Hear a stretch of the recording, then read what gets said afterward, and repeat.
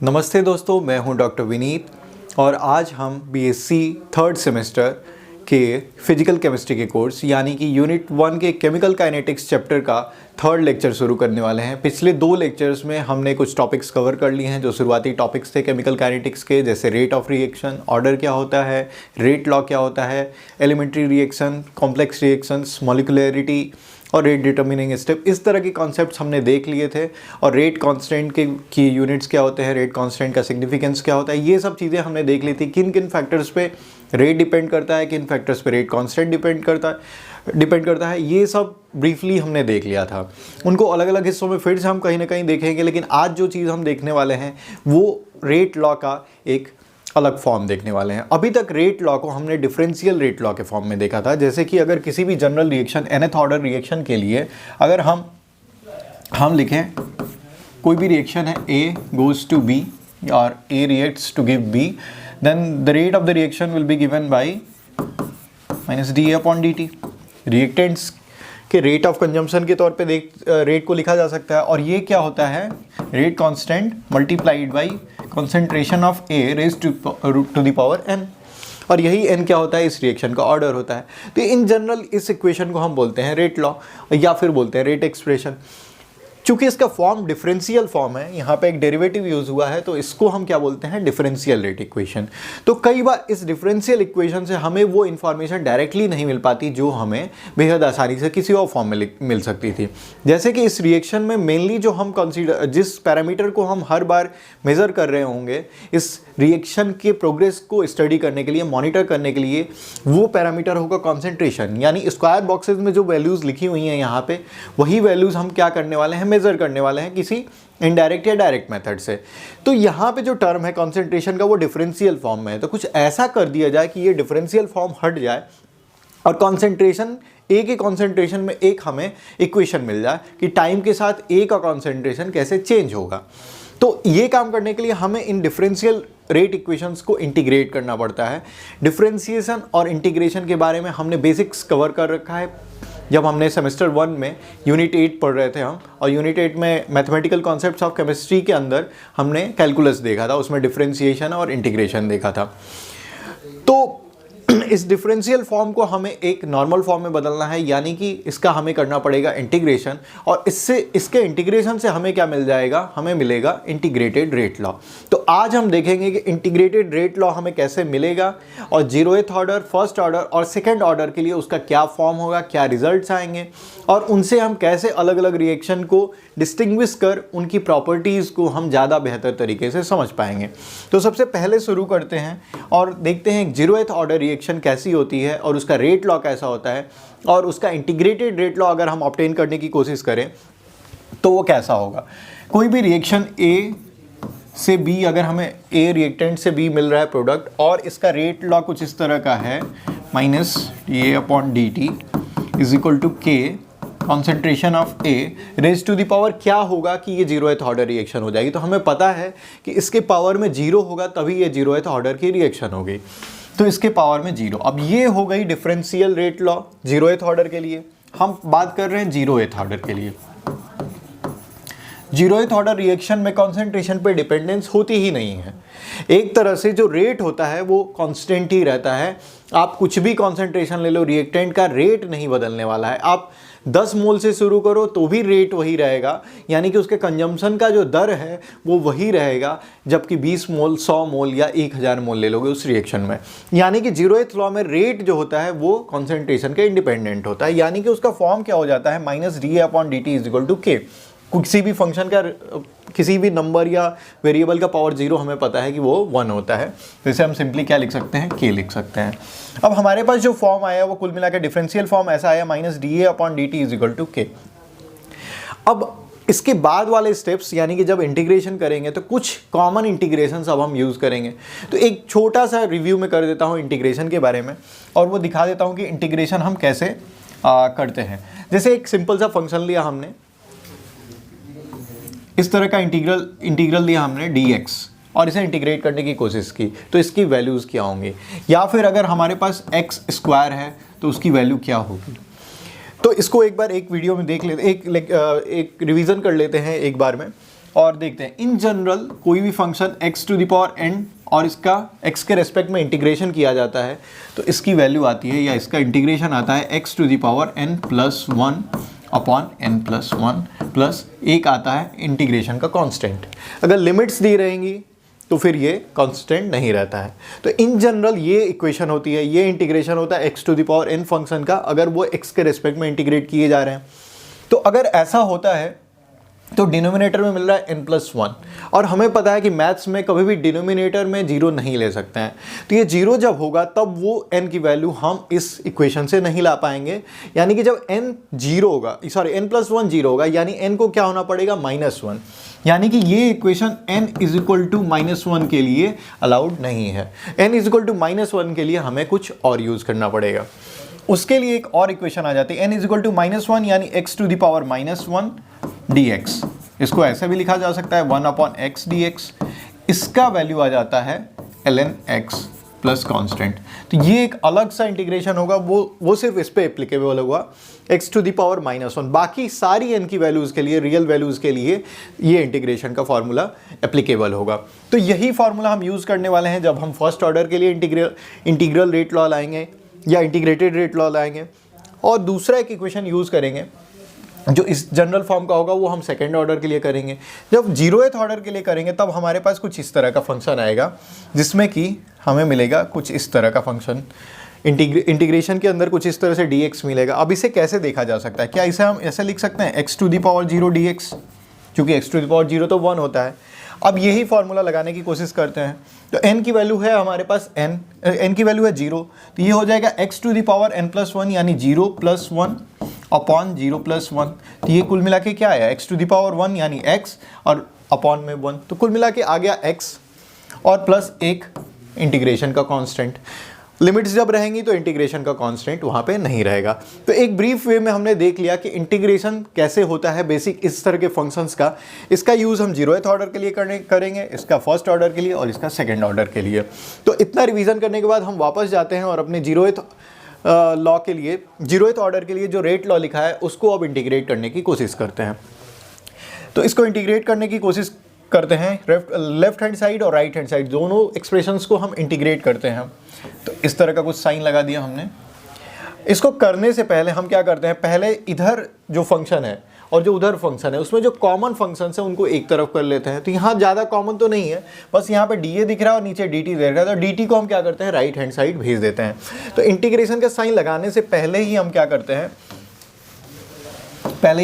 हैं, कि हम पहले dt को उधर भेज देंगे, यानी ये हो जाएगा -dA = k dt।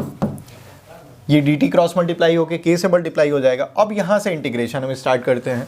हम इसको इंटीग्रेट करते हैं और इसे भी इंटीग्रेट करते हैं। ये a के रेस्पेक्ट में इंटीग्रेट होगा और इधर वाला फंक्शन t के रेस्पेक्ट में इंटीग्रेट होगा। अब हमें पता है कि dx का इंटीग्रेशन क्या होगा, x होगा। हमें पता है x प्लस एक कॉन्स्टेंट आएगा। इसे हम क्या लिख सकते हैं, -a। ये इंटीग्रेशन होके क्यों आएगा, क्योंकि हमें पता है कि dx का इंटीग्रेशन क्या होता है, dx का इंटीग्रेशन x + c होता है। तो वहाँ पे हमारे पास क्या है, integral of concentration of d concentration of a, तो वो सिंपली क्या आ जाएगा, कॉन्सेंट्रेशन ऑफ a। तो यहाँ पे आ गया है कॉन्सेंट्रेशन ऑफ a और इधर भी उसी तरह से, चूंकि एक k कांस्टेंट है तो ये ठीक वैसे ही बाहर आ जाएगा और ये dt का इंटीग्रेशन क्या दे देगा, हमें t दे देगा और प्लस क्या आ जाएगा, हमारे पास एक कांस्टेंट ऑफ इंटीग्रेशन आ जाएगा। अब कुल मिला के हमारा जो एक्सप्रेशन आ गया है वो a = -kt - c आ गया है। अब हमें पता करना है कि ये c क्या है, यानी कांस्टेंट ऑफ इंटीग्रेशन क्या होगा यहाँ पे, तभी फाइनली हम अपना एक्सप्रेशन ला पाएंगे कि कॉन्सेंट्रेशन ऑफ a टाइम के साथ कैसे वेरी कर रहा है। तो c को निकालने के लिए एक हम नोन इन्फॉर्मेशन यूज़ करेंगे। हमें ये पता है कि जब रिएक्शन शुरू हुई थी तो सिर्फ a था, b तो था ही नहीं उसमें। रिएक्शन स्टार्ट हुई तो सिर्फ रिएक्टेंट्स के मोल्स थे, तो उसका कॉन्सेंट्रेशन कुछ मान लीजिए शुरू में था a0, यानी t = 0 पे कॉन्सेंट्रेशन a0 था और t = t, यानी किसी भी रैंडम टाइम पे हमारा कॉन्सेंट्रेशन ये वेरी कर रहा है जिस इक्वेशन के हिसाब से। तो हम क्या यूज़ करेंगे कि t = 0 पे a की वैल्यू क्या है, कॉन्सेंट्रेशन ऑफ a की वैल्यू क्या है, a0 के बराबर। तो हम एक यहाँ पे यूज़ करेंगे at t = 0 concentration of A is equal to concentration of A naught, ऐसे लिखेंगे। ए क्या है, ए नॉट है। अब इस वैल्यू को यहाँ पे पुट करने की कोशिश करते हैं। टी को 0 पुट कर दिया तो कुल मिला के ए क्या हो गया, A naught is equal to minus k, t को तो 0 ही रखना है, टी इज इक्वल टू 0 है, प्लस सी। अब यहाँ से सी की वैल्यू क्या आ गई, सॉरी यहाँ पे माइनस सी है, माइनस सी, तो सी की वैल्यू क्या आ गई, माइनस ऑफ ए नॉट आ गई वैल्यू। अब जो कांस्टेंट ऑफ इंटीग्रेशन था उसकी वैल्यू हमने निकाल ली, c is equal to minus A naught, उसे यहाँ पे पुट करते हैं वापस। तो ये क्या हो जाएगा, concentration of A is equal to minus k t, minus और वहाँ पे भी माइनस है तो ये प्लस हो जाएगा ए नॉट। तो कुल मिला के हमें 0th ऑर्डर के रिएक्शन के लिए हमें एक एक्सप्रेशन मिल गया जो रिलेट कर रहा है concentration of A with time, time के साथ रिलेट कर रहा है। अब इसे वापस हम लिखने की कोशिश करते हैं इस फॉर्म में, A is equal to A naught minus k t. ठीक है, ये हमारा 0th ऑर्डर रिएक्शन के लिए आ गया है इंटीग्रेटेड रेट लॉ। इसे हम इंटीग्रेटेड रेट लॉ बोल सकते हैं क्योंकि डिफरेंशियल रेट लॉ में तो डिफरेंशियल के टर्म्स से, यहाँ पे अब कोई भी डिफरेंशियल या कोई भी कॉम्प्लिकेटेड टर्म नहीं है। अब सिंपली हमारे पास ए का कॉन्सेंट्रेशन है और उसका t इज इक्वल टू 0 यानी इनिशियल कॉन्सेंट्रेशन है, और डिपेंडेंसी t के साथ क्या हो रहा है, ये लिनियरली घट रहा है। इस तरह की इक्वेशन किस तरह का कर्व बनाती हैं, यहाँ पे कोई भी एक्स्ट्रा पावर्स नहीं है, सिर्फ पावर 1 है, यानी कि एक लीनियर इक्वेशन है। इसका जो कर्व होगा वो होगा y is equal to m x plus c के फॉर्म का। अगर y एक्सिस पे हमने ले लिया है कॉन्सेंट्रेशन ऑफ a और x एक्सिस पे ले लिया है t, तो ये कर्व कुछ कैसा बनेगा, इसे हम क्या ऐसे रिलेट कर सकते हैं, y is equal to m x plus c के फॉर्म में, ये c और प्लस एम एक्स, यहाँ पे c क्या होता है, y इंटरसेप्ट होता है और m स्लोप होता है। यहाँ पे अगर रिलेट करें तो intercept y intercept a not है, यानी यहाँ पे कहीं इसका इंटरसेप्ट है, और स्लोप m जो है वो माइनस के है, यानी स्लोप है निगेटिव। और निगेटिव स्लोप के लिए हमेशा लाइन क्या होती है, इस तरह से इंक्लाइंड होती है कि उसका एक्स एक्सिस के साथ एंगल 90 डिग्री से ज़्यादा हो, यानी ऑब्ट्यूज एंगल बना रही हो। तो कुछ इस तरह का लाइन बन जाएगा ये कर्व। अब चूंकि a तो 0 से कम हो नहीं सकता है, कॉन्सेंट्रेशन ऑफ ए कहाँ तक जा सकता है सबसे कम, जब तभी हो सकता है जब रिएक्शन पूरी तरह से प्रोडक्ट के साइड चली जाए, यानी कि ए की value concentration of A becomes 0, तो वहाँ तक जा सकते हैं, इसके नीचे तो एक्स्ट्रापोलेट कर नहीं सकते। वैसे ही time t is equal to 0 से भी इधर नहीं जा सकते, तो हमारा ग्राफ कुछ यहाँ से यहाँ तक का बनेगा। अब ये दो वैल्यूज़ क्या होंगी, ये वैल्यू क्या होगी ए नॉट, क्योंकि यही तो y इंटरसेप्ट है। यानी हमारा इक्वेशन कैसे शुरू हुआ, यानी रिएक्शन कब शुरू हुई, जब सिर्फ ए का कॉन्सेंट्रेशन कितना था, ए नॉट था। टाइम के साथ ये कॉन्सेंट्रेशन कैसे कैसे घट रहा है, और फाइनली यहाँ पे क्या होगा, कॉन्सेंट्रेशन 0 हो जाएगा, यानी कि पूरी तरह से रिएक्शन खत्म हो चुकी है। वो टाइम फिर क्या होगा, तो इस टाइम को कैलकुलेट कर सकते हैं कि टाइम सबसे लास्ट वाला टाइम, यानी हम इसको एंड पॉइंट लिख सकते हैं कि एंड पॉइंट जब रिएक्शन खत्म हो जा रही है तब क्या होगा। तो उस समय पे कॉन्सेंट्रेशन ऑफ ए 0 है।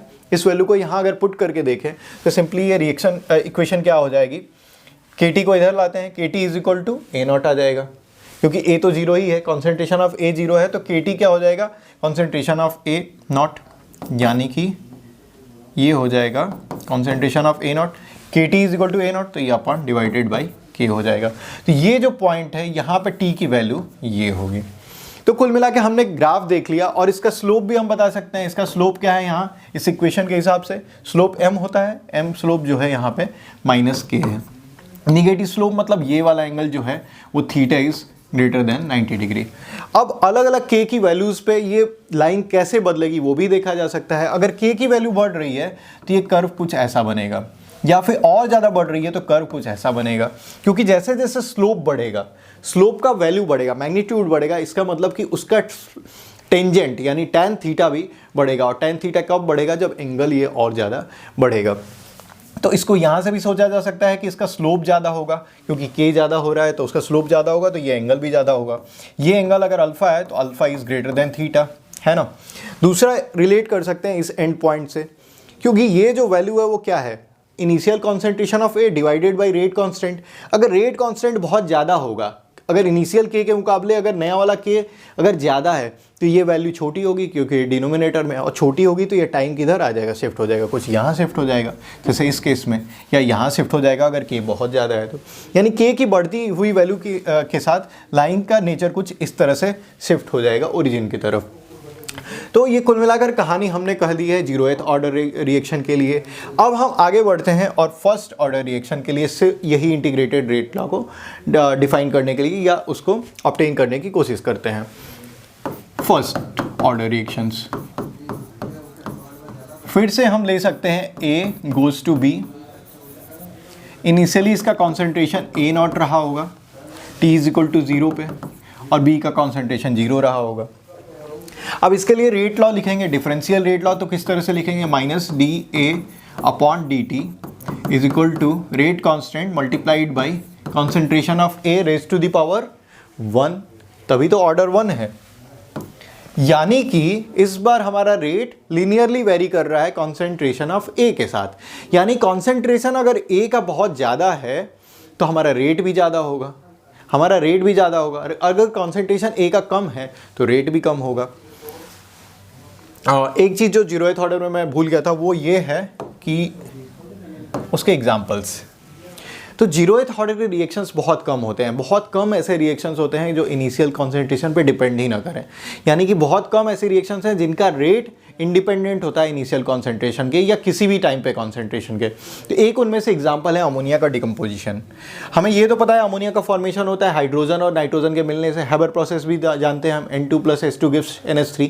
लेकिन अगर अमोनिया को डिकम्पोजिशन कराना है तो वो कुछ कैसे होता है, 2NH3 गिव्स N2+3H2, सभी गैसियस स्टेट में है। अब ये रिएक्शन तभी हो पाती है जब हम एक कैटालिस्ट यूज़ करते हैं। कौन सा कैटालिस्ट यूज़ करते हैं, प्लेटिनम कैटालिस्ट यूज़ करते हैं, और इसको टेम्परेचर देना पड़ता है 1130 केल्विन के आसपास। यानी बहुत ज़्यादा टेम्परेचर देने पर और प्लेटिनम कैटालिस्ट यूज़ करने पर ये डिकम्पोजिशन होता है, और वो डिकम्पोजिशन का रेट कॉन्सेंट्रेशन के इंडिपेंडेंट होता है। ये कैसे हो जाता है, यहाँ पे प्लेटिनम क्या है, एक तरह से सरफेस प्रोवाइड कर रहा है, सरफेस एरिया बढ़ा रहा है रिएक्शन का।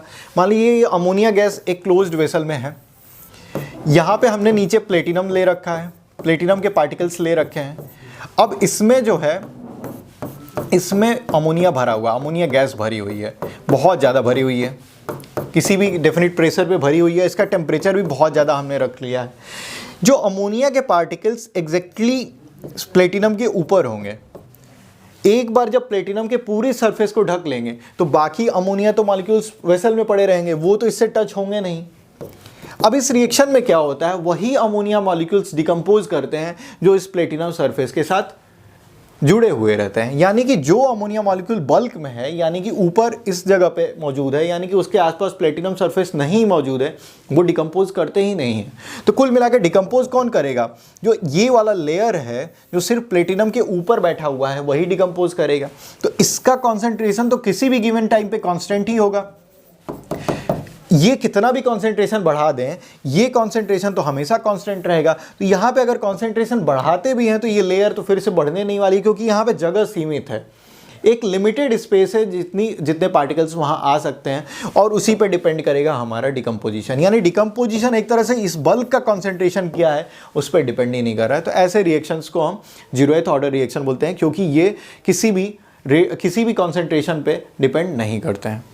वापस आते हैं अपने फर्स्ट ऑर्डर रिएक्शन के लिए, और फर्स्ट ऑर्डर के लिए हम rate law, integrated rate law derive करने की कोशिश करते हैं। हमारे पास डिफरेंशियल रेट इक्वेशन है -dA/dt is equal to K। अब हम कॉमन टर्म्स को एक तरफ रख लेते हैं और फिर इंटीग्रेट करने की कोशिश करते हैं। तो इसे हमने क्या कर लिया, -d कॉन्सेंट्रेशन ऑफ A, और A के कॉन्सेंट्रेशन को इधर हमने ले लिया, is equal to K dt।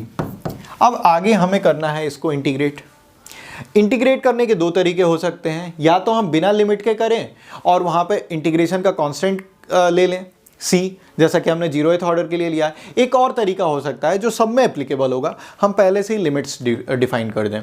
0th order में भी अगर हम लिमिट्स डिफाइन कर दिए होते तो हमें कांस्टेंट आता ही नहीं, वो इंटीग्रेशन का कांस्टेंट नहीं आता, हमें डायरेक्टली क्या मिल जाता, रेट, हमारे इंटीग्रेटेड रेट लॉ मिल जाता। यहाँ पे हम वो वाला तरीका अपनाएंगे इस बार, जिसमें हम लिमिट्स लेंगे। तो ये इसका इंटीग्रेशन अगर किया जाए तो इसकी लिमिट्स भी लिखते हैं।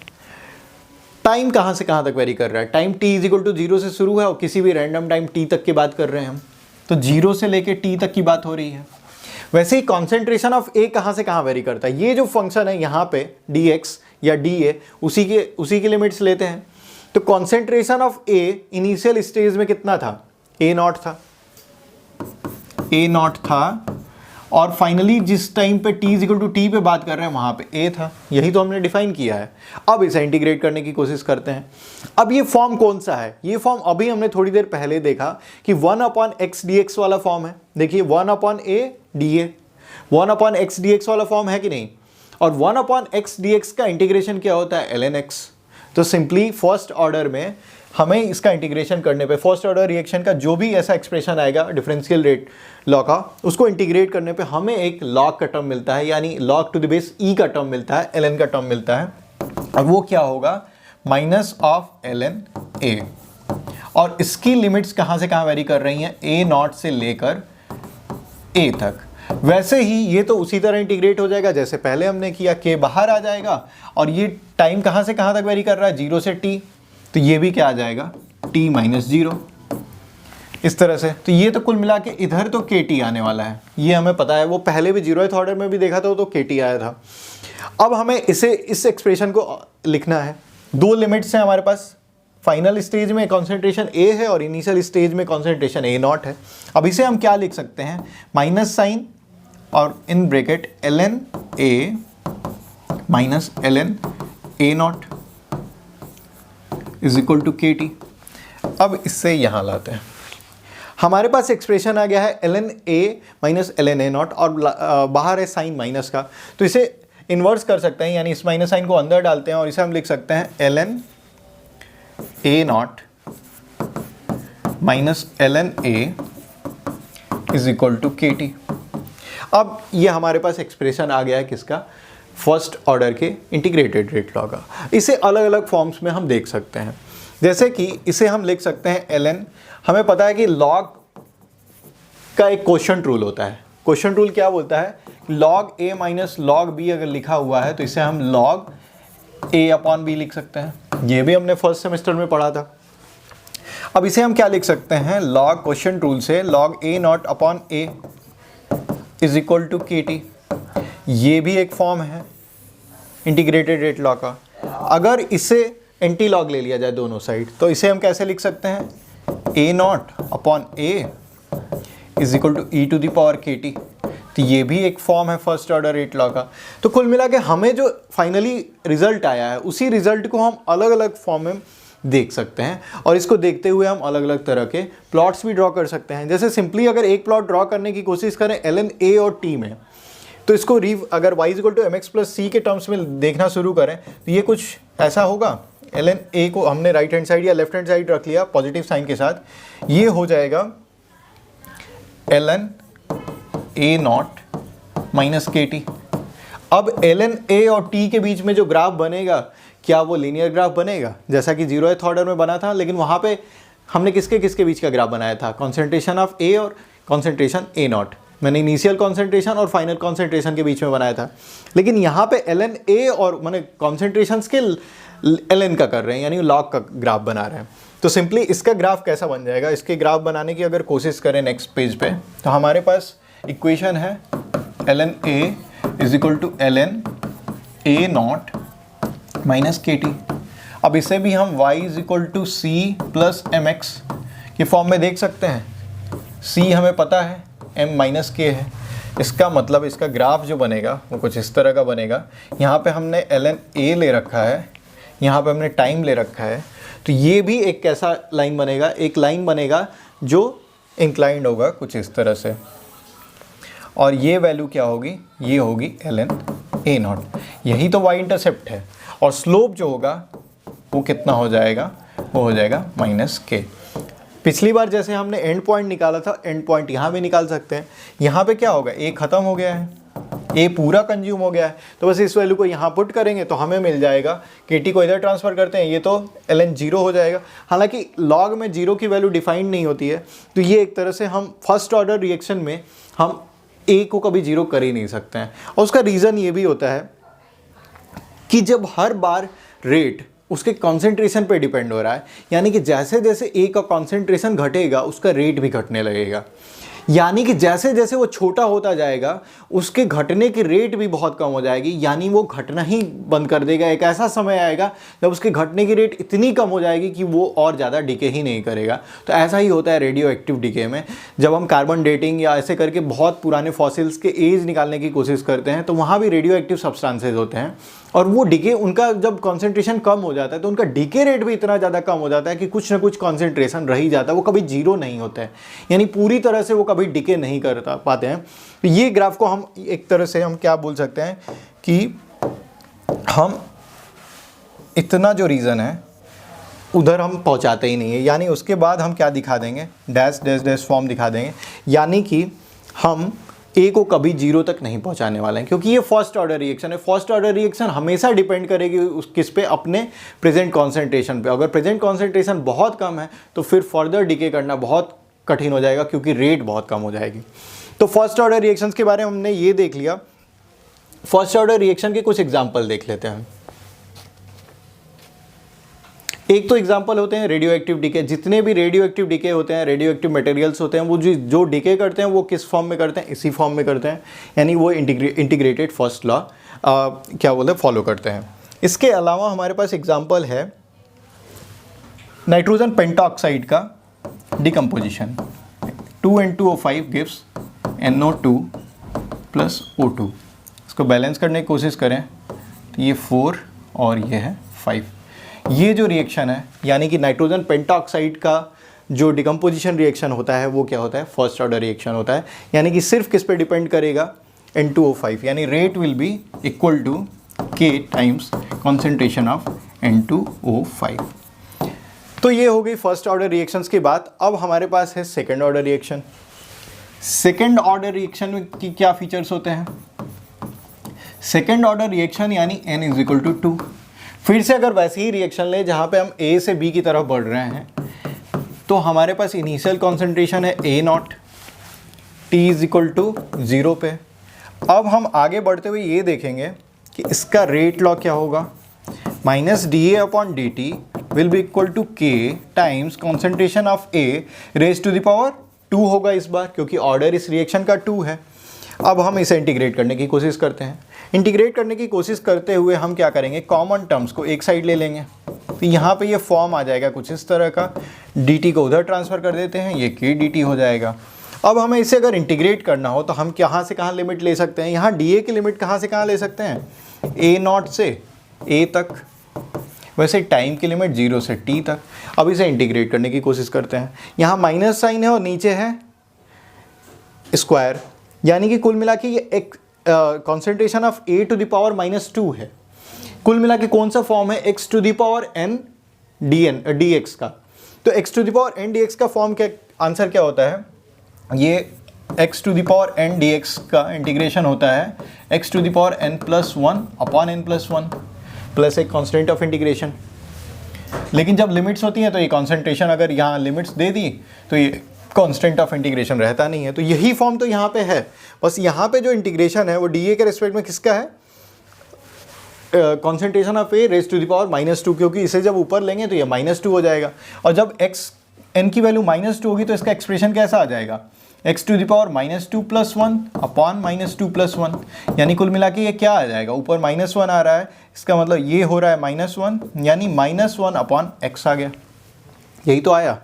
अब चूंकि यहाँ पे आएगा ये फॉर्म अगर -x, तो इसका जब इंटीग्रेशन करेंगे तो ये क्या आ जाएगा, -1 अपॉन कॉन्सेंट्रेशन ऑफ A, और लास्ट में एक माइनस साइन पहले से लगा हुआ है, तो ये का क्या होगा, ये हो जाएगा माइनस माइनस प्लस हो जाएगा। देखा, ये माइनस साइन है और यहाँ भी माइनस साइन है, दो माइनस साइन आके कैंसिल आउट कर जाएंगे। कुल मिला के हमें एक्सप्रेशन क्या मिल जाएगा, 1/A, 1/x वैसे ही आ जाएगा। बस लिमिट्स कहाँ से कहाँ होंगी, A0 से लेकर A तक। वैसे ही टाइम कहाँ से कहाँ तक वेरी करेगा, 0 से t, इधर तो हमें क्या मिल जाएगा, kt मिल जाएगा। अब हम आगे बढ़ते हैं, यहाँ से यहाँ आते हैं और इसे सॉल्व करने की कोशिश करते हैं। अब 1/A का फॉर्म आ गया है, पहले हम फाइनल का लेंगे और फिर माइनस इनिशियल फॉर्म, तो ये आ जाएगा 1/A minus 1/A0 is equal to kt। तो कुछ इस तरह का सिंपल सा एक फॉर्म आ गया, और इस फॉर्म को ही हम क्या बोलेंगे, सेकेंड ऑर्डर रिएक्शन के लिए रेट लॉ, यानी इंटीग्रेटेड रेट लॉ आ गया हमारे सिंपल कॉन्सेंट्रेशंस के टर्म में। और इसका ग्राफ अगर बनाने की कोशिश करें, किसके किसके बीच में बना सकते हैं, इसको अगर इस तरह से लिख दें, 1 upon concentration of A is equal to k t plus, इसे उधर राइट हैंड साइड ट्रांसफर किया, 1 अपॉन ए नॉट, इस तरह का रिएक्शन। यहाँ क्या y is equal to m x plus c का फॉर्म दिख रहा है। यहाँ पे बस एक चेंज आया है 0th ऑर्डर और फर्स्ट ऑर्डर की रिएक्शन के मुकाबले। इस ग्राफ में, जो कि लीनियर ग्राफ ही बनेगा, हमारा स्लोप जो है पॉजिटिव है इस बार। तो स्लोप जब पॉजिटिव होगा तो हमारा कर्व कुछ इस तरह का बनेगा। हमने y एक्सिस पे लिया है 1 अपॉन कॉन्सेंट्रेशन ऑफ a और x एक्सिस पे लिया है टाइम। अब ये ग्राफ शुरू करेगा कहाँ पे, 1 अपॉन ए नॉट, क्योंकि y इंटरसेप्ट क्या है, 1 upon A not. 1 upon A not कुछ यहाँ पे होगा, और ये टाइम के साथ कैसे वेरी करेगा, कुछ इस तरह से वेरी करेगा। जैसे जैसे k बढ़ेगा तो इसका स्लोप भी बढ़ता जाएगा, यानी कि ये कुछ ऐसा हो जाएगा। अगर k बढ़ता है तो कुछ और शिफ्ट हो जाएगा इधर की तरफ। तो कुल मिला के ये ग्राफ भी लीनियर ग्राफ होगा 1 अपॉन ए और टाइम के बीच में, सेकेंड ऑर्डर रिएक्शन के लिए। सेकेंड ऑर्डर रिएक्शन के कुछ एग्जाम्पल्स देख लेते हैं। सेकेंड ऑर्डर रिएक्शन का एक बहुत सिंपल एग्जाम्पल होता है आयोडीन का रिएक्शन, यानी आयोडीन के दो एटम्स जब मिलकर आयोडीन बनाते हैं I2, तो ये रिएक्शन जो होती है वो सेकेंड ऑर्डर रिएक्शन होती है, n इज इक्वल टू 2। इनके अलावा अगर हम बात करें तो हमारे पास होता है equation 2NOBr gives 2NO plus Br, Br2। ये एक डिकम्पोजिशन हो रहा है किसका, नाइट्रोसिल ब्रोमाइड का। नाइट्रोसिल ब्रोमाइड का जो डिकम्पोजिशन है वो नाइट्रोसिल ब्रोमाइड के कॉन्सेंट्रेशन के रेज टू द पावर 2 पे डिपेंड करेगा। यानी कि इसके लिए अगर रेट लिखने की कोशिश करें तो rate will be equal to concentration of NOBr raise to the power 2 होगा। तो आज के वीडियो में हमने देख लिया कि 0th ऑर्डर, फर्स्ट ऑर्डर और सेकेंड ऑर्डर रिएक्शन के लिए इंटीग्रेटेड रेट लॉज क्या हो सकते हैं। इनको अगर ब्रीफली समराइज करें तो 0th ऑर्डर के लिए अगर n और इनके लिए रेट लॉ, तो 0th ऑर्डर के लिए कुछ इस तरह का फॉर्म आया, a is equal to a naught minus k t. First order के लिए फॉर्म आया ln a is equal to ln a naught minus k t, कुछ इस तरह का फॉर्म आया। n इज इक्वल टू 2 के लिए 1 upon a is equal to 1 upon a naught plus k t का फॉर्म आया। तो अलग अलग रेट लॉ, अलग अलग ऑर्डर्स के लिए अलग अलग इंटीग्रेटेड रेट लॉज आ गए। अब इन इंटीग्रेटेड रेट लॉज को मॉनिटर कर पाना, यानी इनसे यूज़फुल इन्फॉर्मेशन निकाल पाना हमारे लिए आसान होता है। इसीलिए डिफरेंशियल रेट इक्वेशन के मुकाबले इंटीग्रेटेड रेट लॉज हमें ज़्यादा हेल्प करती हैं किसी भी रिएक्शन के कॉन्सेंट्रेशंस के वेरिएशन को समझने के लिए, उसके रेट्स को समझने के लिए, उसके काइनेटिक्स को समझने के लिए। तो जब भी किसी भी रिएक्शन के मैकेनिज्म निकालने की बात होती है तो हम पहले समझने की कोशिश करते हैं कि उसका मैकेनिज्म कैसे होगा, यानी उसकी काइनेटिक्स क्या होगी, उसके क्या ऑर्डर होगा। तो ये इक्वेशंस उसमें बहुत हेल्प करती हैं, क्योंकि हम जो भी ऑब्जर्वेशन होता है हम फिट करने की कोशिश करते हैं, और जब फिट करने की कोशिश करेंगे तो हमें पता चल जाएगा कि उसका ट्रेंड कैसा है। अगर वो कुछ इस तरह से वेरी कर रहा है कॉन्सेंट्रेशन, तो सेकेंड ऑर्डर हो सकता है, कुछ इस तरह वेरी करेगा तो उस तरह का हो सकता है रिएक्शन 0th ऑर्डर का। एक एग्जाम्पल देख लेते हैं कि अगर कोई भी जनरल रिएक्शन है जो कि nth ऑर्डर की रिएक्शन है, यानी अभी तक हमने 0, 1, 2 का पढ़ा है, अब हमें पता है कि सारे और जो ऑर्डर्स होंगे उनके लिए इंटीग्रेशन का फॉर्म वही वाला रहेगा। सिर्फ n इज इक्वल टू 1 के लिए अलग था, बाकी सब के लिए तो सिमिलर फॉर्म होगा। तो एक जनरल रिएक्शन लेते हैं जिसमें a गिव्स b, और यहाँ पे रेट का जो एक्सप्रेशन है वो कुछ इस तरह का है, concentration of a raise to the power n। ये है nth order reaction, nth order reaction. तो nth ऑर्डर रिएक्शन के लिए एक जनरल एक्सप्रेशन निकालने की कोशिश करते हैं कि इंटीग्रेटेड रेट लॉ इसके लिए क्या होगा। तो इसमें भी हम वही काम करते हैं, हम सिर्फ कॉमन टर्म्स को एक साइड ले लेंगे, a upon a to the power n is equal to, sorry यहाँ पे एक रेट कांस्टेंट भी होगा k dt। अब इसे हम इंटीग्रेट करते हैं। हमें पता है टाइम जो है 0 से t हम वेरी करा रहे हैं, और कॉन्सेंट्रेशन ऑफ ए कहाँ से कहाँ वेरी करेगा, a नॉट से a तक। अब ये फॉर्म क्या है, फिर से वही वाली फॉर्म है, x to the power n dx is equal to x to the power n plus 1 upon n plus 1। चूँकि लिमिट्स हैं तो हमें कोई कांस्टेंट ऑफ इंटीग्रेशन नहीं लिखना है। तो यहाँ पे n की वैल्यू क्या है हमारे लिए, जो यहाँ पे n है हमारे पास माइनस n है। तो कुल मिला के हमारा आंसर क्या आएगा, इसी फॉर्म का हेल्प लेके हम लिख सकते हैं। एक माइनस साइन पहले है, अंदर माइनस साइन आएगा, x टू दी पावर हम यहाँ पे क्या लिखेंगे माइनस n इस बार लिखेंगे, क्योंकि हमारा पावर a का क्या है माइनस n है, क्योंकि इसे जब ऊपर ले जाएंगे तो ये प्लस n माइनस n में बदल जाएगा। तो कुल मिला के ये एक्सप्रेशन आ जाएगा a to the power minus n plus 1 upon minus n plus 1, और इसका वेरिएशन कहाँ से कहाँ होगा, a नॉट से a तक होगा, और आगे क्या मिल जाएगा हमें kt। इसको थोड़ा सा और सॉल्व करने की कोशिश करें तो ये सिंपली क्या हो जाएगा, ये हो जाएगा माइनस साइन इधर है, और इसे और सॉल्व करने की कोशिश करते हैं। ये वाली वैल्यू यहाँ पुट करते हैं पहले, तो ये हो जाएगा concentration of A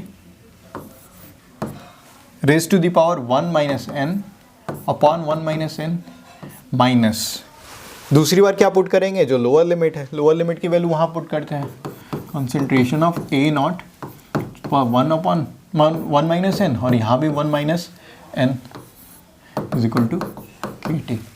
minus sign को इस तरह से अगर बाहर ले लें तो कुल मिला के ये फॉर्म क्या आ जाएगा, concentration of A naught raise to the power 1 minus n minus concentration of A raise to the power 1 minus n upon 1 minus n is equal to kt। तो ये एक तरह से हमारे पास जनरल फॉर्म आ गया कि किसी भी nth ऑर्डर रिएक्शन के लिए रेट लॉ किस तरह का एक्सप्रेशन लेगा। तो वहाँ पे रेट लॉ का एक्सप्रेशन कुछ इस तरह से होगा, यहाँ पे सिर्फ हमें क्या करना पड़ेगा, सिर्फ वो वैल्यूज़ पुट करनी पड़ेगी। यानी कि ये रेट लॉ अब किसी भी इक्वेशन के लिए वैलिड है, सिर्फ n इज इक्वल टू 1 के लिए वैलिड नहीं है।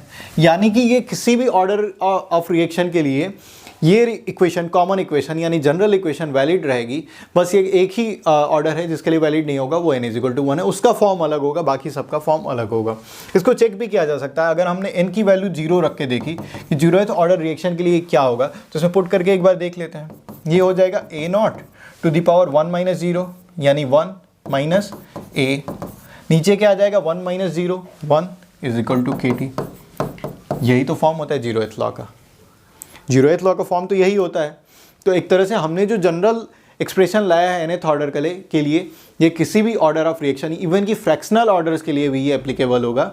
और अगर मान लीजिए कई ऐसी रिएक्शंस होती हैं जहाँ पे ऑर्डर 3/2, 5/2 या फिर 1/2 इस टाइप का भी होता है, या डेसिमल्स में होता है, तो वहाँ पे भी हम सिंपली क्या कर सकते हैं, n की जगह वो वैल्यू पुट कर सकते हैं, ऑर्डर की वैल्यू, और हमें एक डिज़ायर्ड रिजल्ट मिल जाएगा। तो आज हमने देखा कि इंटीग्रेटेड रेट लॉ कैसे हमें ज़्यादा बेहतर तरीके से रिएक्शन को समझने में मदद करता है, कैसे हम उन्हें डिराइव करते हैं, उनमें कौन कौन से कॉमन इंटीग्रेशन यूज़ होते हैं, और इंटीग्रेशन यूज़ होने के साथ साथ कौन से टूल्स और यूज़ करते हैं जिनसे कि हमें वो रेट लॉ मिल जाता है। तो इस डेरिवेशन में या आज के कॉन्सेप्ट में कोई भी चीज़ आपको नहीं समझ में आई हो तो आप कमेंट बॉक्स में मुझे लिख सकते हैं, मैं उनके जवाब देने की कोशिश करूँगा। और आगे की वीडियोज़ में हम अब देखने वाले हैं स्यूडो ऑर्डर रिएक्शन, और फिर मीन लाइफ और हाफ लाइफ के बारे में। तो नेक्स्ट लेक्चर में वो चीज़ें देखेंगे कि जो भी अलग अलग तरह के रिएक्शंस हैं उनमें क्या अगर कॉन्सेंट्रेशंस किसी एक कंपोनेंट का बहुत ज़्यादा बढ़ा देते हैं या घटा देते हैं तो उसका उस रिएक्शन के काइनेटिक्स पे क्या फ़र्क पड़ेगा और कैसे वो स्यूडो ऑर्डर रिएक्शंस हो जाएंगी वो देखेंगे। और किसी भी रिएक्शन के हाफ लाइफ और मीन लाइफ को भी डिफाइन करेंगे और देखेंगे कि उनके लिए क्या क्या एक्सप्रेशंस आते हैं अलग अलग ऑर्डर के लिए। Thank you.